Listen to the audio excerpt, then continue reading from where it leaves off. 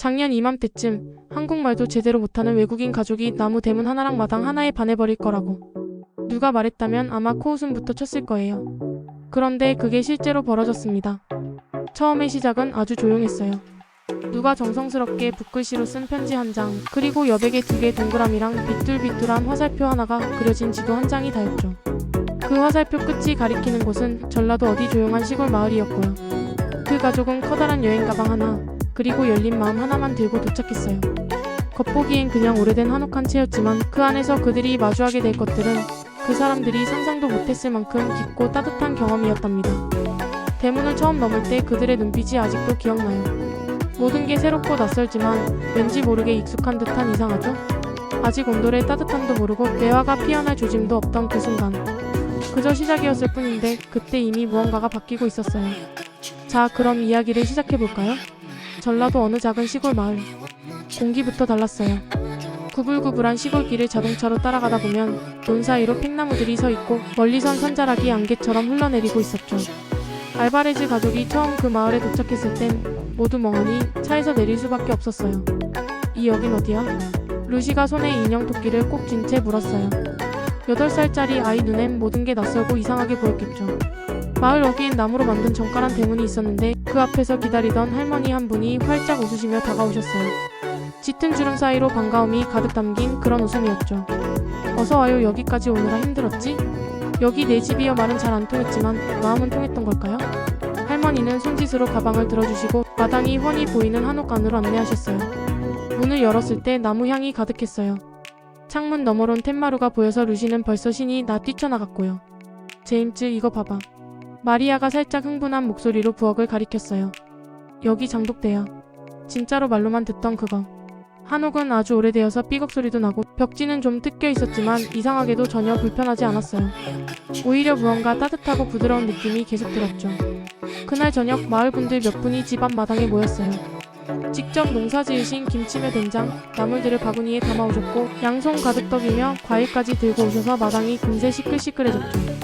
말은 안 통해도 서로 웃는 얼굴엔 음악 같은 게 있었어요. 루시는 한 할아버지가 준 나뭇잎 오카리나를 불어보며 깔깔 웃었고 제임스는 그 순간을 스케치북에 재빨리 그렸어요. 오랜만에 펜이 맘대로 움직인다고 했죠. 마리아, 이건 진짜야. 제임스가 조용히 말했어요. 이건 시작이야. 마리아는 고개를 끄덕이며 옆에 앉은 루시를 바라봤어요. 딸아이는 가을 냄새 가득한 마루에서 인형 토끼랑 잣을 나눠 먹고 있었고 그 모습이 마리아의 마음을 꽉 채워줬어요. 그날 밤 벽에 걸린 낡은 동양화 아래에서 세 사람은 나란히 누웠어요. 바깥에선 풀벌레 소리가 잔잔히 들리고 온돌은 아직 완전히 덥진 않았지만 이상하게 따뜻했죠. 마리아가 작은 목소리로 속삭였어요. 우리 진짜 왔구나. 어둠 속에서도 서로의 눈빛이 빛났어요. 뭔지는 모르겠지만 뭔가 아주 특별한 일이 처음 시작된 느낌이었어요. 그렇게 알바레즈 가족의 한옥살이는 조용하지만 분명하게 시작되었답니다. 한옥은 논밭과 낮은 돌담 사이에 조용히 자리 잡고 있었어요. 지붕은 살짝 휘어진 새 날개처럼 부드럽게 굽어 있었고 나무로 짜여진 대문을 열자 사각형 마당이 가을 햇살에 환하게 빛났어요. 바닥은 삐걱 소리를 내며 숨겨진 이야기를 전하는 것 같았고 공기엔 소량이랑 오래된 한지 냄새가 섞여 있었죠.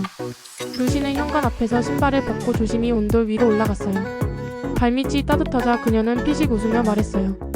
엄마, 여기 바닥이 발을 꼭 안아주는 것 같아.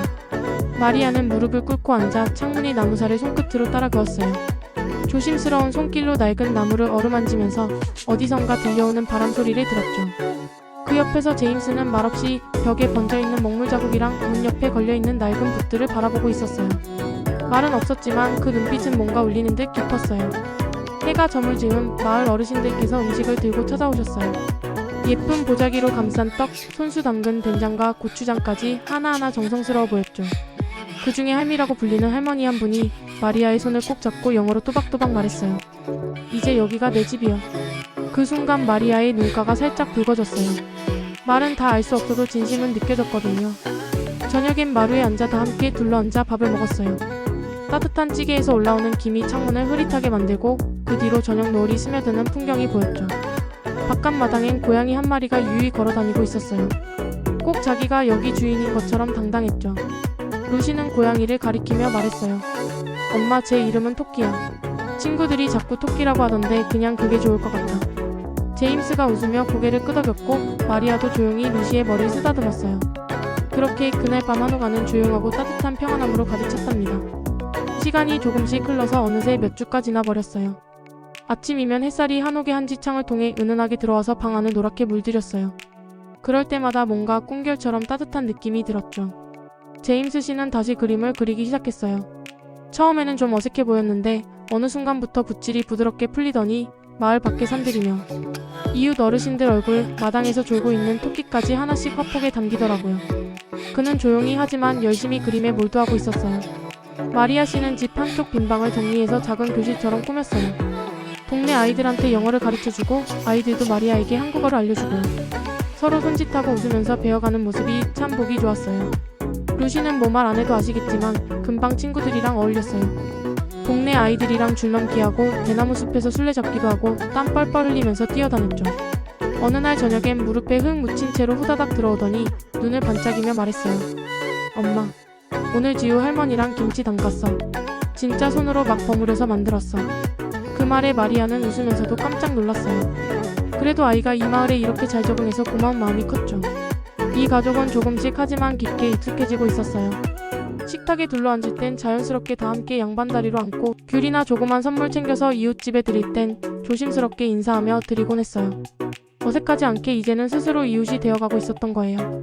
밤이면 그들은 마루에 작은 등불을 켜두고 스페인에 있는 가족에게 편지를 썼어요. 촛불 아래서 제임스가 조용히 그림을 그리고 마리아는 김이 모락모락. 나는 된장찌개에 익은 두부를 조심스레 건져내며 조리법을 하나씩 익혀갔죠. 첫눈이 내리던 날 루시는 눈밭에서 신나게 구르더니 자기 키만한 눈사람을 만들었어요. 너무 추웠는지 볼은 빨갛게 얼었는데도 웃음이 끊이질 않았죠.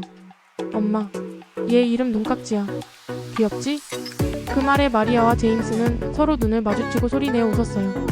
벽 틈에서 들어오는 찬바람, 장작 타는 소리, 나무에서 나는 오래된 삐걱거림을 of THATTHATS1 메이드.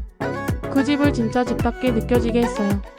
그렇게 가족은 한옥과 이 마을과 그리고 서로에게 더 가까워지고 있었답니다. 아무리 익숙해졌다고 해도 변하는 일은 언제나 쉽지 않더라고요. 그날도 평소처럼 잔잔한 아침이었는데 현관 밑으로 종이 한 장이 슬며시 들어왔어요. 마리아 씨가 주워서 펼쳐본 순간 얼굴이 굳어졌죠. 편지 내용은 간단했지만 충격적이었어요. 한옥의 소유권 관련 서류가 예전에 잘못 처리된 바람에 예전 주인의 먼 친척이라는 분이 집을 다시 돌려달라고 나선 거였어요. 제임스 씨는 그 얘기를 듣고 마루를 분주하게 왔다 갔다 했어요. 이제 겨우 이 집에 익숙해졌는데 혼잣말처럼 중얼거리더라고요. 마음이 복잡해 보였어요.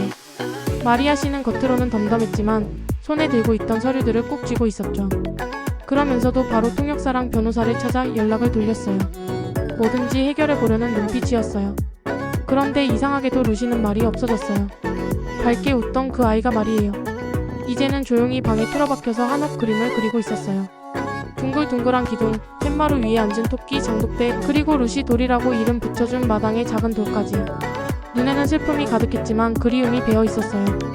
마을 사람들도 그냥 보고만 있진 않았어요.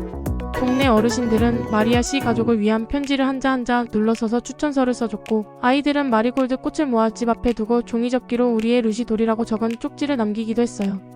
그 말을 보곤 마리아 씨가 잠시 눈을 감더라고요. 고개를 숙이며 쿡 한번 웃던 그 표정이 오래 기억에 남아요. 그리고 마침내 그 친척이라는 분이 직접 집을 보러 오셨어요. 말없이 조용한 분이셨어요. 한옥 마당을 천천히 걸어다니면서 기둥도 쓰다듬고 마당 끝돌 장독대 쪽도 바라보고요. 루시가 토끼에게 상추를 먹여주는 모습도 말없이 지켜봤고 제임스 씨가 손수 끓인 보리차를 건넬 땐 잠시 멈칫하다가 정중히 받으셨어요. 잠시 후 그분이 제임스 씨를 바라보며 딱 한마디 하시더라고요. 이 아이는 이 집에서 계절 하나 보내는 사이에 제가 평생 동안 느끼지 못한 걸 다 느끼고 사는 것 같네요. 그 말이 끝나자마자 모두가 조용해졌어요. 잠시 후 그분은 고개를 끄덕이고는 마당을 천천히 빠져나가셨어요. 딱 일주일 뒤였어요. 그분이 다시 연락을 해왔고 마을살이 프로그램 앞으로 한옥 소유권을 다시 넘겨주셨어요. 이제 마리아 씨 가족은 원하는 만큼 이곳에 머물 수 있게 된 거죠. 그날 저녁 마루에 둘러앉은 세 사람의 얼굴에는 오랜만에 편안한 미소가 피어 있었어요. 루시는 조심스레 토끼에게 상추를 건네주며 말했어요. 토끼야, 우리 이제 그냥 계속 여기 있어도 된대. 좋지? 토끼가 콧김을 내뿜으며 상추를 우물거리는 모습에 모두가 웃고 말았답니다. 봄이 왔어요. 매화나무에 꽃이 활짝 피고 꽃잎이 눈처럼 마당을 가득 채웠지요. 바람이 살랑 불면 그 꽃잎들이 팔랑팔랑 날아오르고 그 사이로 루시의 웃음소리가 대나무 담장을 타고 퍼졌어요. 그동안 제임스 씨 그림이 전주 시내갤러리에 걸렸대요. 한국과 스페인의 우정을 주제로 한 전시였는데 그곳 사람들도 하나둘 그림 앞에 멈춰 서서 한참을 들여다봤다고 해요. 그림 속에는 한옥마당에 앉아있는 루시도 있었고 마리아 씨가 마당 앞 장독대에 된장을 꺼내놓는 모습도 보였다고 하네요. 마리아 씨는 읍사무소 문화팀에서 일하게 됐어요. 외국인이지만 동네 사람들에게 한글과 한국 문화를 소개하는 활동을 시작하셨지요. 한복을 곱게 입고 동화책을 읽어주던 마리아 씨 모습을 기억하는 아이들이 많대요. 말이 서툴더라도 마음은 진심이라는 걸 아이들은 금세 알아채는 법이니까요. 그리고 그 한옥은요? 그냥 나무랑 기와로 만든 집이 아니게 되었어요. 장독대 옆에서 밥 짓는 냄새가 퍼지고 마루 위에서는 루시가 인형을 데리고 낮잠을 자고 밤이 되면 조용히 자장가가 흘러나오고 따뜻한 밥그릇의 열기, 가만한 웃음소리, 할머니 댁 같은 이불 냄새 그런 것들이 이 집에 가득 찼어요. 처음엔 마을 사람들이 이 가족을 머무는 사람들이라 생각했었지만 이제는 달라요. 이름을 부르며 반찬을 나눠주고 마을 잔치에도 빠지지 않고 불러요. 사람이 친해지면 따로 손님이랄 것도 없잖아요. 이렇게 그들은 이제 이웃이 되었다고 마을 어르신들이 말하시더라고요. 어느 오후였어요. 해가 천천히 넘어가면서 마당에 금빛 햇살이 내려앉았을 때 루시는 조용히 인형을 마주보며 속삭였어요. 여기가 내 영원한 집이래. 그 말은 나무 바람에 실려서 풍경 소리에 섞여 퍼졌고 기와 지붕을 톡톡 건드리더니 마을 전체를 감싼 듯 했지요. 그 순간 그 집엔 마법 같은 공기가 감돌았어요. 말없이 쌓인 다정함, 포근한 이불 속 온기, 눈을 맞추고 지은 웃음들이 벽과 기둥 사이에 가득 스며 있었거든요. 진짜 집이란 게 꼭 그런 게 아닐까요? 따뜻한 봄 햇살이 마당 가득 내려앉았던 날이었어요. 동네 입구에 낯익은 자동차가 천천히 들어서자 골목 끝 초록 담장 안에서 바람에 펄럭이던 하얀 현수막이 살짝 흔들렸어요. 거기엔 이렇게 적혀 있었죠. 웰컴 홈 이웃가족. 마을 분들 몇 분은 이미 나와 계셨어요. 슬리퍼 신은 채 대문가까지 나와 손을 흔들던 김할머니, 조용히 미소 짓던 박 아주머니, 그리고 팔짱 끼고 연신 고개를 끄덕이던 동네 아저씨들까지요. 모두가 한 목소리로 말했어요. 잘 왔어요. 정말 기다렸어요. 알바레즈 가족이 다시 돌아왔어요. 1년 전 스페인에 잠깐 다녀오겠다며 떠났는데 결국 거기서는 마음이 다 안 채워졌나 봐요. 처음엔 전시회를 하러 갔었대요. 종이문 열린 마음이라는 제목으로 한옥에서의 이야기를 담은 전시였대요. 마당에 해질녘 사진, 한복 입은 루시가 마루에서 춤추던 장면, 장독대 옆에 기대 앉아있던 마리아 씨 스페인 사람들한테도 많은 감동을 줬대요. 근데 이상하게도 그곳에 오래 있을 수가 없었대요. 루시는 짜장면이 너무 그립다고 했고 마당에서 하던 놀이가 자꾸 생각났대요. 제임스 씨는 먹으러 그림 그리던 그 향, 그리고 한옥 기둥에서 나는 소량기가 자꾸 그리웠대요. 마리아 씨는 저녁쯤 들리던 한옥의 조용한 숨소리, 그리고 봄날 낮잠 자던 그 고요함이 마음에 계속 맴돌았대요. 스페인에서는 다들 잘해줬지만 마음 한구석이 허전했나봐요.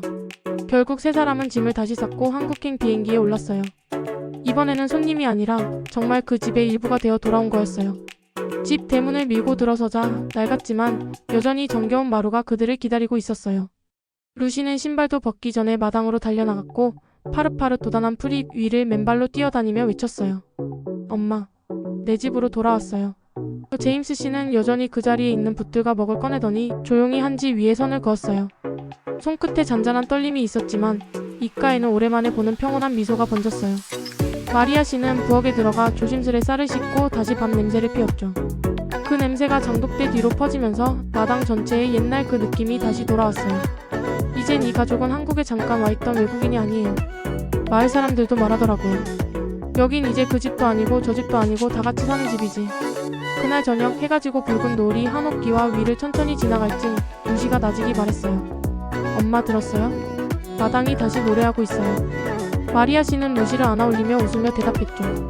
응, 우리 집이 우리 돌아온 거 반기는 거야. 그날 한옥엔 나무문 하나 열릴 때마다 또 하나의 인연이 쌓여갔어요. 전통이라는 게 꼭 먼 옛날 이야기나 오래된 물건에서만 오는 게 아니잖아요. 누군가가 마음을 나누고 정을 쌓고 문을 열며 다시 돌아올 수 있는지, 그게 진짜 살아있는 전통 아닐까요? 따뜻한 마음으로 여기까지 읽어주셔서 정말 감사드립니다. 이제 단순히 한옥이라는 집이 아니라 그 안에서 이어진 순결과 정, 그리고 문화를 넘어 이어진 마음들을 함께 보셨을 거라 생각해요. 알바레즈 가족이 한국 집에 이사를 온 게 아니라 새로운 소속감 속으로 들어온 거라는 게 느껴지셨을지도 모르겠네요. 만약 이 가족의 이야기가 마음을 움직이셨다면 생각해보세요. 저 나무 대문 너머에는, 저 창호지 문 안에는 또 얼마나 많은 이야기가 숨어 있을까요?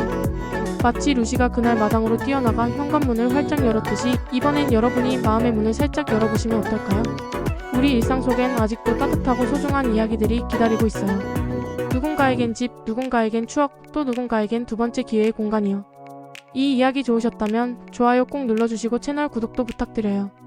혹시 떠오르는 친구나 가족이 있다면 이 영상도 공유해주시면 좋고요. 특히 집과 문화 그리고 새로운 시작을 사랑하는 그분께요. 이렇게 찾아주셔서 정말 감사드려요. 이웃분 또 만나요.